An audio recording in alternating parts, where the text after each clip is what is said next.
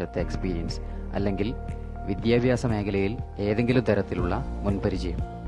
Basic computer പരിജ്ഞാനം ഉണ്ടായിരിക്കണം. ശമ്പളം 20,000 രൂപ വരെ.